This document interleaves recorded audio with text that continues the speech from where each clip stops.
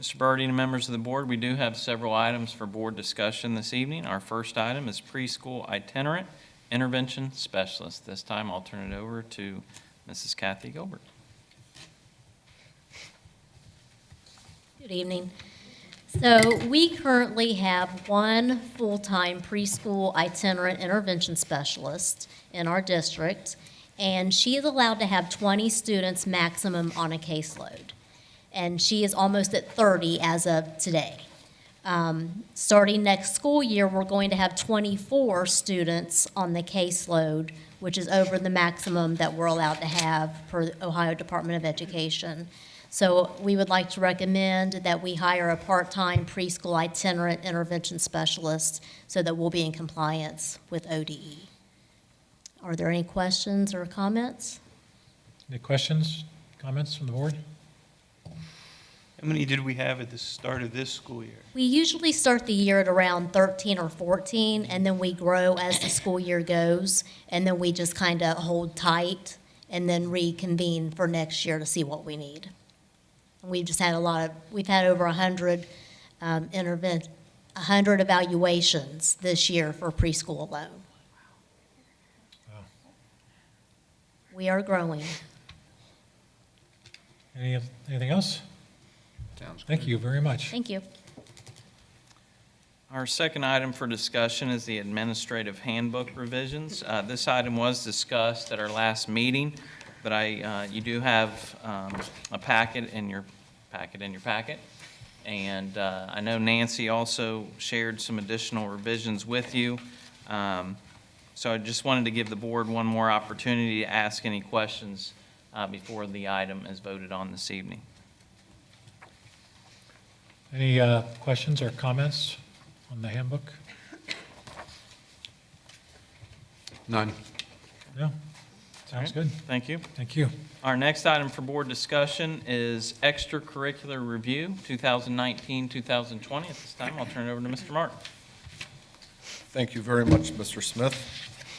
Mr. Birding, members of the board, every year at this time in the month of April, we solicit across the district ideas that teachers have for providing additional extracurricular activities for our students, or if there's an existing extracurricular that needs to be changed, maybe they're doing more as a club or less as a club, and they need an adjustment on the salary scale. And this year we had quite a few that came in, and I want to just mention them to you. They're open for discussion tonight, and then at the next board meeting, I'd like to ask you to vote on accepting these new positions or changes in existing positions. So the first one is a STEM Club advisor. This will be at Compass Elementary. A lot of these clubs you'll see are specific to certain buildings because a person in the building has the vision or the burden to have that club.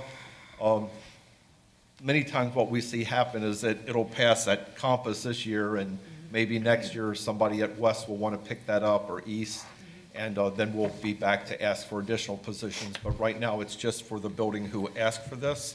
So it's a science, technology, engineering, and mathematics club.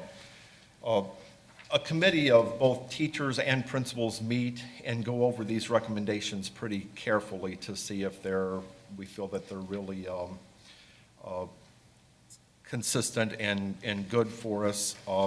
We check to make sure that the salary level is at the right place compared to other clubs that are in existence. So the STEM Club was approved by the Committee on Schedule 1. We also approved in the same building a STEM Club assistant. The assistant would kick in if there are 30 or more members of the club. So there would be automatic assistance for them. The third extracurricular is a brand new club, a Harry Potter club. So we have someone who would like to do that. It should be a fun activity for the kids. That was approved on Schedule 0. Then items 4 and 5, these are important items to us. The board's aware of the Hope Squad and what we're doing to try to train students to be ears and eyes for students who may be in crisis. And we need people who will supervise the training and the work that's done in the schools. So item number 4 is the Hope Squad advisor in the freshman school. There are 2 of them. It's expanding to the freshman school next year. And that's going to replace what was in existence as the peer counseling advisor. So that will be no additional cost to the district, just a change in emphasis.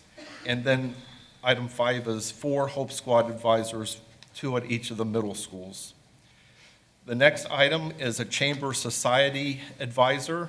This will be someone who works with chamber music, small groups of performance groups of orchestra students, like a chamber orchestra, cello ensemble, quartets, alternative style orchestra, and they would be practicing each week. And then they actually go out, these groups, and perform. In the past, there wasn't a place after school for them to practice or someone to lead them. And so this would provide someone for the Chamber Society. Item number 7, this was a name change. It's been a very popular club at the high school. It's the Asian American Association, and there's a name change. It used to be called the Asian Cultural Experience. And because they are doing so much and working so much of the year, the Extracurricular Review Committee has moved to change their schedule from a Schedule 1 to a Schedule 3. The next one is a Lego Robotics Club that will be at West. The teacher who started this club started it at the middle school. It has since gone to both middle schools, but she left during our transition a couple years ago and moved to the elementary, so now she wants to bring this to the elementary school. So she's really started 3 of these. That was approved on Schedule 2. Then there was a request to change the name of the Rhythm Express director, because there is also a little elegance in the same school. We changed the position name from Rhythm Express director to middle school choir director, or show choir director, middle school show choir director, and everything else remained the same for that. The next item was a show choir tech director. We have, for the last 6 years or so, relied on a parent to provide all the tech programming for all of our show choirs. And that parent is moving along. Their children are graduating. And so this was recommended, and the committee approved it, that we would have a show choir director. It would be a district position because they will service all the show choirs from grade 7 to 12. The next one is Winter Guard. Winter Guard started just a few years ago, and it has taken on a great life of its own. It has grown. They now have a varsity squad and a JV squad. They've been competing all over Ohio and even out of state in some semifinals this year. So it's really grown. And so we wanted to move them from a Schedule 3 to a Schedule 6. It has really increased in the amount of time that they serve. And it's gotten so large, the next item is a Winter Guard assistant instructor, and the committee approved that on a Schedule 2. The next one that's being recommended by the group is for the AXO sponsor. You may be aware that AXO is our African American Academic, Cultural, Technology, and Science Olympiad. This is a year-long group. It has grown in participation and excitement. It really is a program that is a model for the state of Ohio, and they're doing so much more work than when it first started. So they have also been moved from a Schedule 1 to a Schedule 4. The next one is African Student Union sponsor. This is a group that's already very active at the high school, but there hasn't been a paid position to be their sponsor. And so we've approved that on a Schedule 1.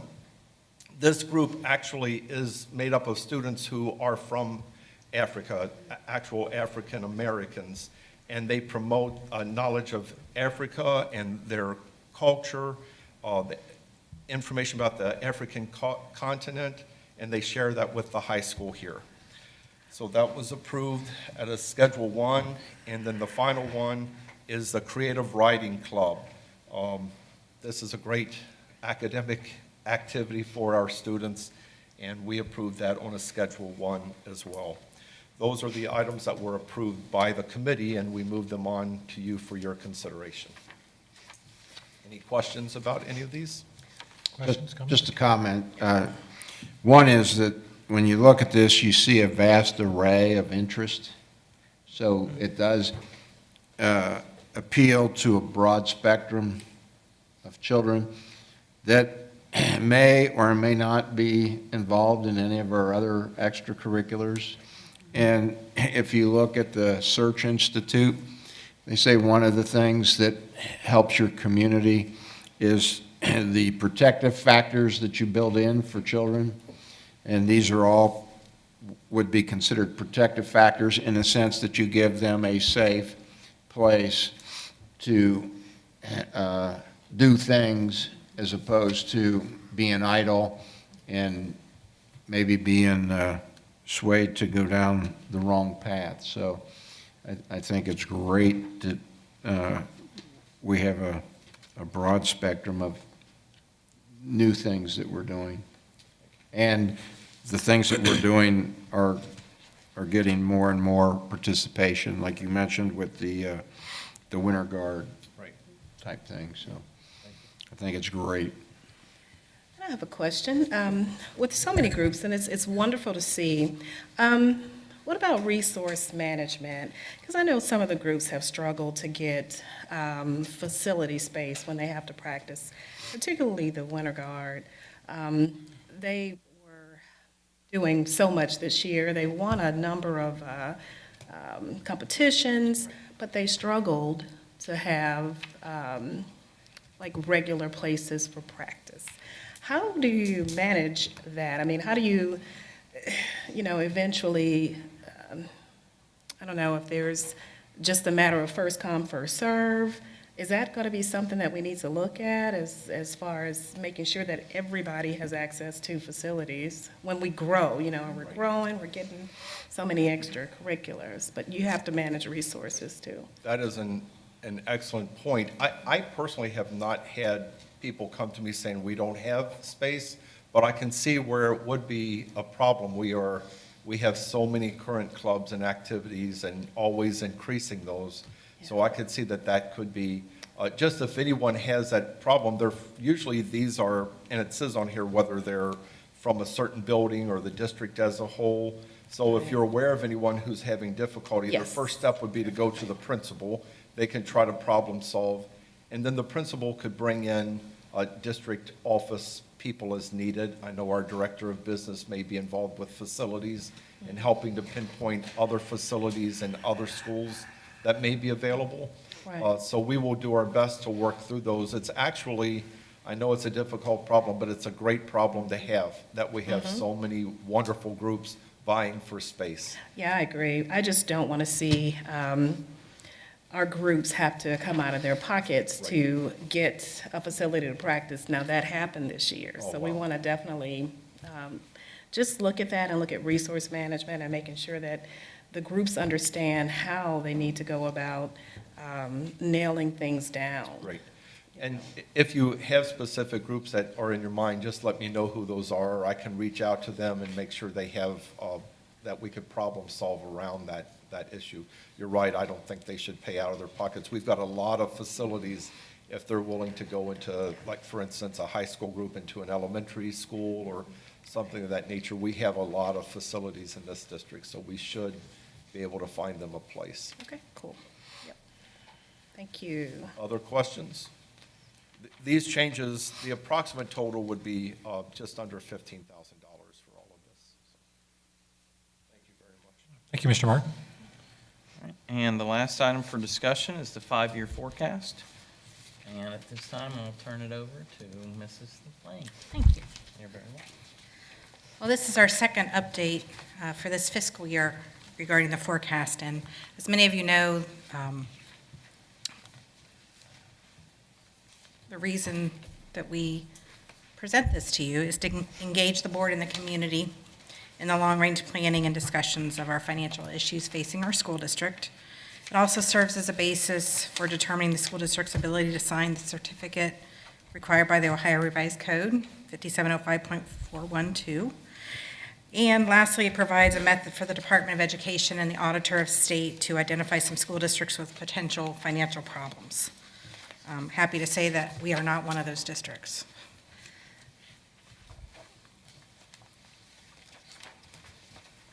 Sorry, I'm having trouble with my clicker. Oh, got it. Yep, thanks. Start off talking about our revenue. As many of you know, our largest amount of revenue comes from our real estate taxes, and that hasn't changed. The percentage that we collect has not changed much over the years. State funding is still at 34%, and then we have property tax allocation, all other revenue, smaller pieces. Unfortunately, our two biggest resources are going to show little to no growth in the life of the forecast, but I want to go into a little more detail this time, talking about our new budget bill that's before the legislature. So I'll get to that in just a minute. General property real estate tax, again, it's projecting little to no growth. Public utility personal property tax, on the other hand, it's a very small piece of our revenue, but it is increasing. This year, we're anticipating a 12% growth in that area. And then the last piece is our unrestricted grants and aid and restricted grants and aid, and that's our state funding.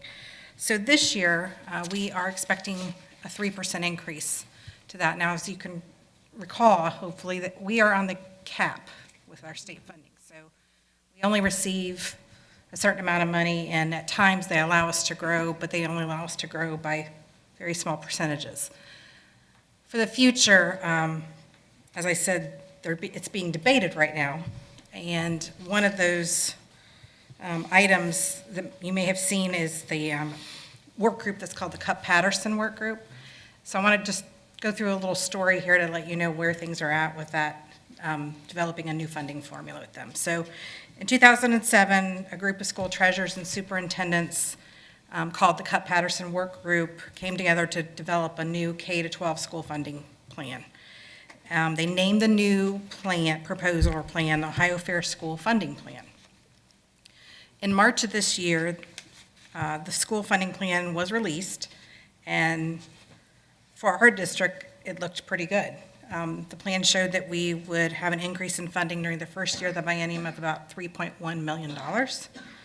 And the second year of the biennium, it showed that we would gain about $1.7 million. So of course, I tried to be cautiously optimistic about that because I know from the past that things don't always turn out that way in the end. And unfortunately, when those simulations were released,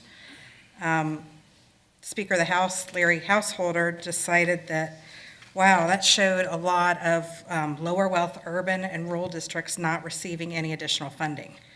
So he felt that that plan needed to go back to that group to look at some more. So needless to say, when it was presented to the House, they decided to retain the governor's proposal and not accept the Cupp-Patterson proposal.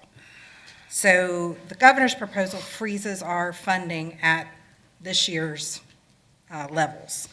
So based on that information, I have not included any increases in state funding for fiscal year 20 or 21. So after that, this biennium's over, I'm cautiously optimistic about 2% increases for us, so I've included that in our projections for the forecast. There still might be a chance that part of the funding of that Cupp-Patterson plan may be implemented with the Senate version. I attended a meeting last week, and one of the people that are actually in the group, a Cupp-Patterson work group, are trying to lobby the senators to try to include some of those pieces. So we'll see, but it was trying to be positive, but I think the reality is we may not see much of an increase, if any. There's some talk about some money for student wellness, which we already provide somewhat in our district, so that could be used. It could help offset those dollars that we spend now, but again, That's not included in my forecast because everything is kind of up in the air right now. So worst-case scenario is we'll be right where we are today with the level of funding. So that's my story for state funding right now as we know it. Every day there's something new that comes out, so trying to keep up with it all. Our property tax allocation falls in line basically with our real estate taxes, so that's going to remain pretty much flat funded.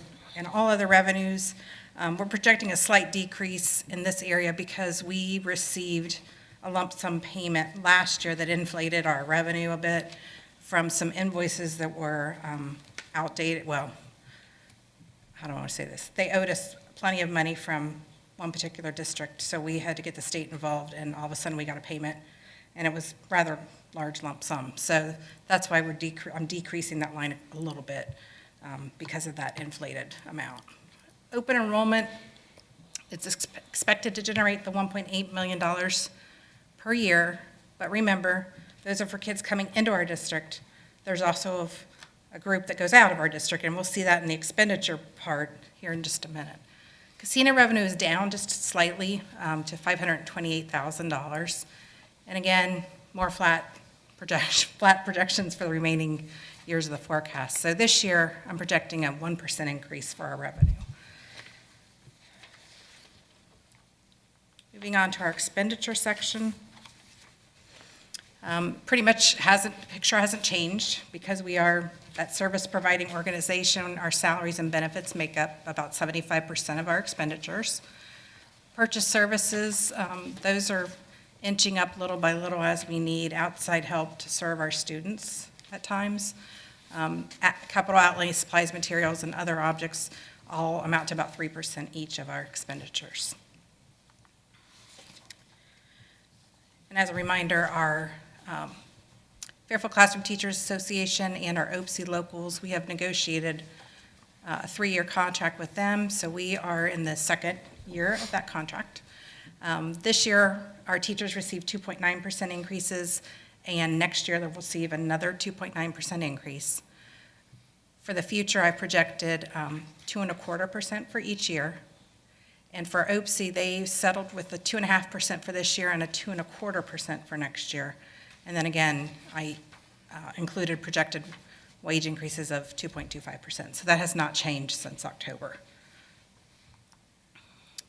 And just as a reminder about some of the positions that we've hired, all the positions we've hired for this year. One thing I want to call your attention to is the last item about 7.5 ESL tutors, and I have a parenthetical there that says fiscal year 2019 only. We found out Monday that that's not going to be only for 2019. We are going to continue those positions based on enrollment and need for next year. So these are our additional positions for next year: 2 ESL teachers, 7.5 ESL tutors. So we had projected 3.5.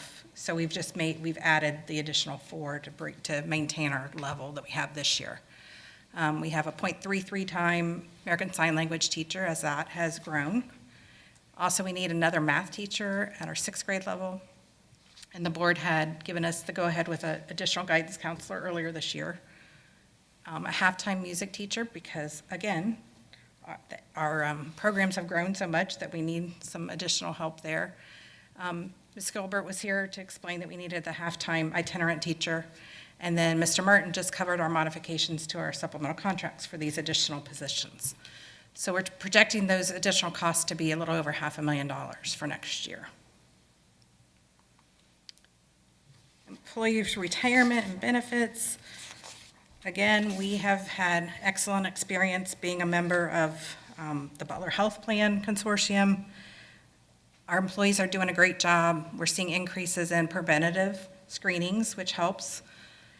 So again, we received no increase for 2019, which is incredible when I hear other horror stories from some of my friends who are in private industry. I am projecting a 5% increase for next year and then 10% increases after that, depending on how the trends flow. But our costs associated with those new positions are also included with this line. Purchase services, as you see here, this year we've had quite a bit of safety upgrades, paving taking place, gearing up for that again for this summer. We've had professional development training for both of our staffs. And many of these items will continue into next year, like our HVAC lease payment, our bus lease payment. Paving, we're moving down slightly from $300,000 to $225,000 based on our current needs. I've added the 2 school resource officers that we've agreed to with the city. And also, we need some elevator repairs at the FAB. And increasing contracted services with the Butler County ESC, which involves, many of that involves special needs students, where we have to contract maybe for an extra day a week for an occupational therapist or sign language interpreter, just specialized positions that are hard to find. So we are projecting about $2.4 million in purchase service costs for next year. Supplies and materials, this is a list of things that you've probably seen a couple of years in a row. We maintain our level for textbooks, testing materials, College Credit Plus, technology, curriculum software, our wellness budgets, and projector bulbs. The one item that's changes is our district music budget. Much of that budget this year was spent on a band tower that is getting ready to be put up, hopefully soon, for the summer for our band, marching band. What you will see in next year's plan is that budget's gone down to $40,000. That's used by the district music folks for anything from additional instruments to additional sheet music or anything that they need, whether it's orchestra, band, chorus. It's decided upon by Jill Wilhelm, who's the department chair for music. The other piece in here is advanced placement exams. As you might recall, we talked about that earlier this year, that next year the parents will appreciate that the board's decided to pay for those exams. So that's been included. And radio repeaters that Mr. Madden is in need of for our communications is also planned. So our total supplies and material cost for next year is about $1.3 million. Capital outlay is always the longest slide that we present. Lots of things going on. This is this year's list. And next year's list is a little shorter, but not by much. You might recall we're having a facility assessment coming up this fall. Bless you. So this is not an all-inclusive list. Mr. Penny and I had discussions about, okay, this is what we're going to do this year. We'll have the facility assessment back, hopefully in time for me to put that in the forecast for next May, which may change our future projections on what I have in the forecast. So I definitely will tell you that there will be changes after next year. One thing I want to explain on the academy renovation and district storage building. Right now, we use the back of the academy for storage. In the event that we decide to renovate the academy and maybe expand that a little bit into that area, it takes away our storage. So there's a possibility, if we can't find any other place to put our extra paper and some materials, we may have to build a storage building to place all those materials in. But that's only if we do a renovation to the academy. Again, we are still purchasing our 5 buses per year. We need a salt barn that actually was scheduled for this year that we've now put off till next year. There is a need for another ticket booth at the stadium on the visitor side. So we are looking at trying to get that done before football season starts. And again, the baseball softball complex, to complete that, that's the money set to $230,000 that we've set aside for that. Total capital outlay cost possibly is $1.7 million for next year. Other expenditures, just are like our banking fees and auditor and treasurer fees. As you might recall, the auditor comes in and gives us a refund, which has been consistent. So I've not planned for that again for next year. Hopefully that'll be a nice surprise again. Open enrollment out, what we talked about earlier, so we're losing $1.35 million out.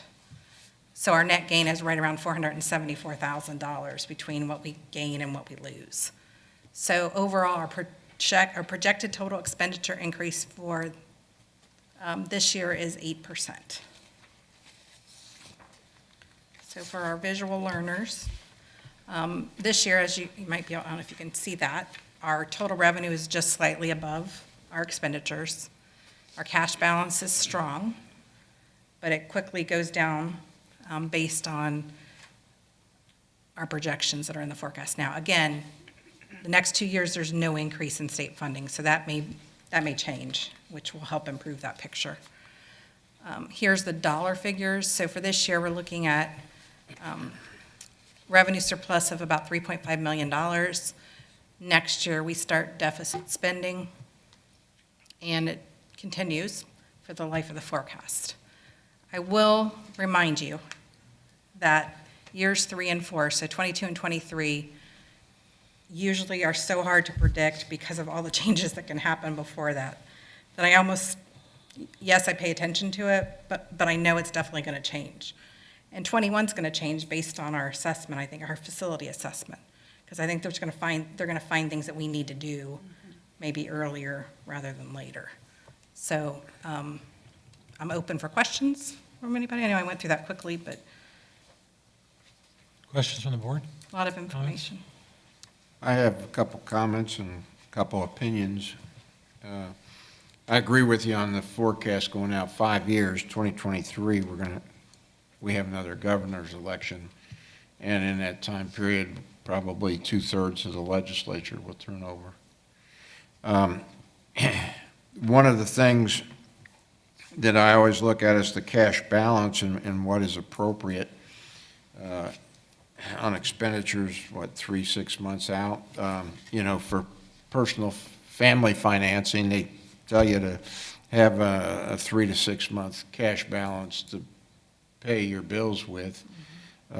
So I think we need to be mindful of that while that cash balance in 2023 looks nice, most residents can't relate to the $21 million. Is that appropriate for a school district? It's unfortunate that the governor's plan doesn't have any increase and the cap is still in place. An opinion is that the spring legislative session, it seems like the legislators are taking a victory lap. Oh, we've done this, we've done that, but no one talks about school funding. And I think one of the issues with the Cupp-Patterson proposal is that most people, including legislators, don't understand school funding. And so it takes real work to get through that, to understand it. And, it seems like they pass a budget bill and the constituents, and that's us, don't really question them about it. And, they kind of get a free pass on the school funding piece. Oh, well, that's the way it has been, that's the way it will be. So it behooves us to raise questions with our legislators. Other than that, we're in the middle of the budget negotiations, so we can't predict what's going to happen with that. So when we come back in the fall and look at the 5-year forecast, we'll have a better grasp of that. So it's good work on what you know.